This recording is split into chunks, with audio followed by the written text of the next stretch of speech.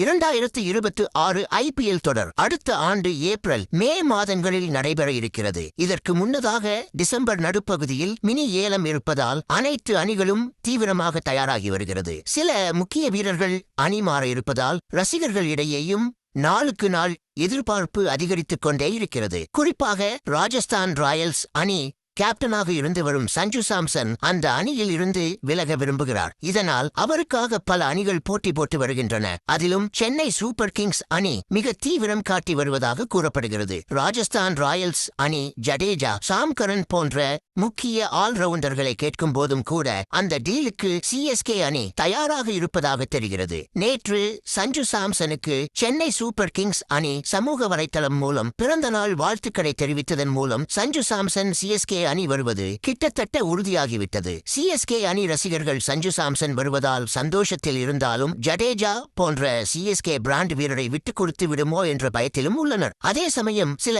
ரசிகர்கள் சஞ்சு சாம்சன் CSK அணிக்கு எதற்கு என்ற கேள்வியையும் முன்வைத்து வருகின்றனர். அவர்கள் அந்த கேள்வியை முன்வைப்பதில் முக்கிய காரணம் இருக்கிறது. அணியில் இருக்கும் ஊர்வில் பட்டேலை குறிப்பிட்டுதான் இந்த கேள்விகளை கேட்டு வருகின்றனர். அவருக்கு ஏன் வாய்ப்பு வழங்கக்கூடாது என வலியுறுத்தி வருகின்றனர். சமீபத்தில் ரஞ்சி போட்டியில் கூட ஊர்வில் பட்டேல் 96 பந்துகளில் சதம் அடித்து கலக்கினார். இது ரசிகர்களின் கவனத்தை ஈர்த்தது. கடந்த IPL சீசனில் சென்னை சூப்பர் கிங்ஸ் அணியில் மாற்று வீரராக களமிறங்கிய அவர் 11 பந்துகளில் 31 ரன்களை குவித்தார். இதையெல்லாம் வைத்து ரசிகர்கள் ஊர்வில் பட்டேலுக்கு வாய்ப்பு அளிக்கலாமே என்றும், அதே சமயம் அவர் விக்கெட் கீப்பிங் செய்வதால் தோனிக்கு பின்னர் அவரை CSK அணி பயன்படுத்தலாமே என கூறி வருகின்றனர். ஊர்வில் பட்டேல் சென்னை சூப்பர் கிங்ஸ் அணிக்காக 3 IPL போட்டிகளில் விளையாடி மொத்தம் 68 ரன்கள் எடுத்தார். அந்த சீசனில் வான்ஷ்பேடிக்கு காயம் ஏற்பட்ட காரணத்தால் அவருக்கு மாற்றாக CSK அணியில் இணைந்தார். அவரது போட்டிகளில் KKR அணிக்கு எதிராக